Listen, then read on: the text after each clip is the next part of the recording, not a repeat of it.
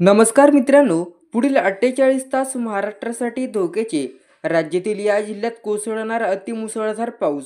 मित्रांनो, आपल्या चॅनलला तुम्ही नवीन असाल तर चॅनलला सबस्क्राईब करा. महाराष्ट्राला पुन्हा एकदा पावसाने झोडपून काढलेले आहे. अनेक भागांमध्ये मुसळधार पाऊस सुरू आहे. आज देखील हवामान विभागाकडून मुसळधार ते अतिमुसळधार पावसाचा अंदाज देण्यात आलेला आहे. हवामान विभागाने वर्तवलेल्या अंदाजानुसार पुढील 24 तास मुंबई शहर आणि उपनगरात आकाश ढगाळ राहणार आहे. मध्यम ते मुसळधार पावसाची शक्यता देखील वर्तवण्यात आलेली आहे. कोकणात हवामान विभागाकडून आज मुसळधार ते अतिमुसळधार पावसाचा इशारा देण्यात आला आहे. कोकणातील अनेक जिल्ह्यात आज जोरदार पावसाची शक्यता देखील वर्तवण्यात आलेली आहे.